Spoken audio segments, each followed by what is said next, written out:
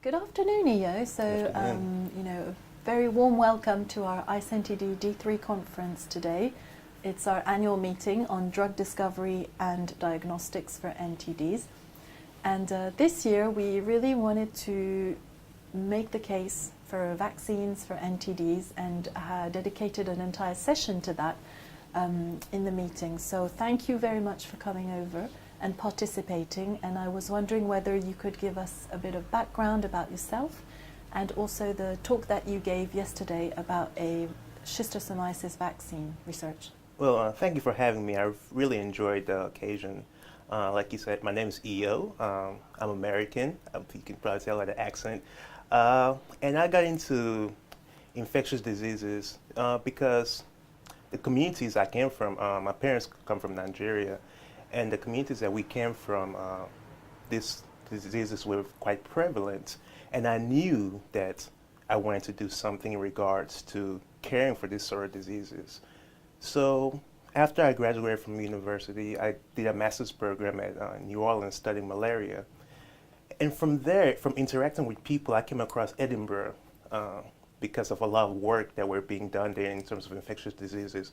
And from my research there, I came across Francisca Mutapi and the work that she does in Zimbabwe. And I guess I sort of fell into it. I fell into it, and I've been in her program for about 1.5 years now. And yeah, like you said, my project is on working on a vaccine for schistosomiasis. And we have a very novel approach to finding a vaccine candidate in which we actually treat the patient, and upon treating them, we affect a protective profile, and we use the serum from this profile to basically comb the different antigens to discover which antigen is more reactive in comparison of this protective profile to the people who are more susceptible to disease. So that's how that's a strategy that we're using to find potential vaccine candidates for schistosomiasis. That is an absolutely fascinating methodology and approach. How long has the project been running, and sort of what are some of the landmarks that you've reached at the moment? Okay, well, so the project has been running for a long time.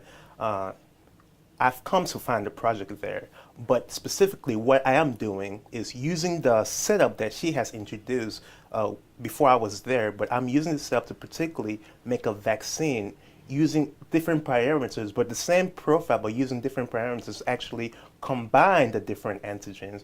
And currently that is under patency. We are going through a process of getting it patent.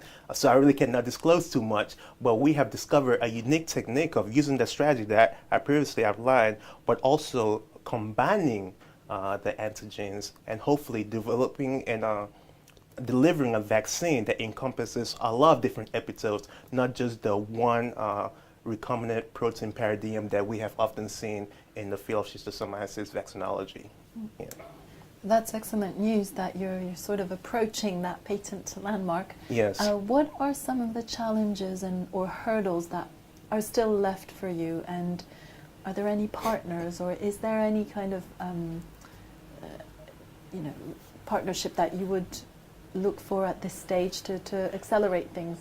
Well, so there are many hurdles because when you study NTD, first you have to look at the model, how do you get this to market? So definitely you have to partner with pharmaceutical companies to actually get this to market. And I don't think we are there yet. Where we are right now is just trying to make sure that the technology or the innovation that we have started, somehow that it can be able to, we can ramp this up, we can ramp up the technology, and we can also make this technology ours for the time being. So that's where the patent comes from. But I think we are a long way off to actually getting this out to market or getting a pharmaceutical company involved. But the obstacles is that the science is really difficult because parasites are very clever. Not that vaccines are, not that viruses are not clever or bacteria are not clever, but parasites are extremely clever. And because of evolution, they have evolved so well to actually parasitize us.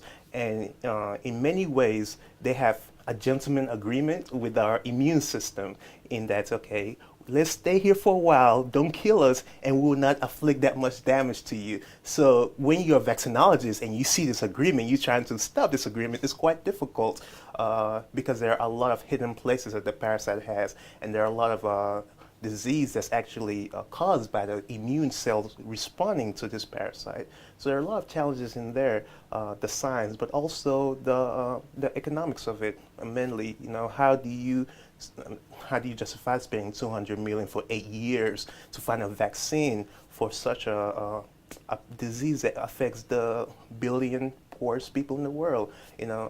So these are the obstacles that we deal with, even as a basic scientist. This is something that you have to appreciate going in. Absolutely, and I think the title of your speech yesterday was "Why don't we have a vaccine for schistosomiasis yet?" So, Eyoh, why? Well, in a few words. Well, like I said, the reason we don't have one, first and foremost, the science is difficult. We have a problem with actually finding antigens that can give us high levels of protection. There have been over 100 antigens discovered, but we just do not have one that can give us a high level of protection. That's why the method that I'm employing is by finding an antigen, but finding groups of antigens and grouping them together and delivering this, because this would mirror the irritated vaccine model that was shown previously to give high levels of protection.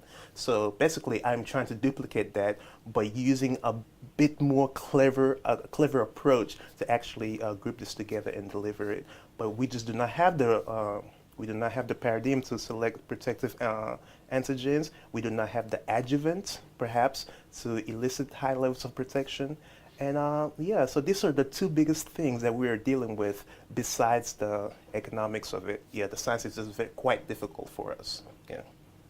Absolutely. Well, you've made that quite clear, and so I'd like to thank you very much for Thank sharing you. that with us Thank you. at D3. Thank you. I think there's been a lot of talk between not just the scientists, but also colleagues at Gavi and also from the policy, and tackling all the issues across the spectrum, from the research all the way to the funding. So we hope to see more of the discussions in future. Yes. And wishing you well for the next stages. Yes. Thank you so much for inviting me. It's been a very good time. Thank you. Thanks a lot. You.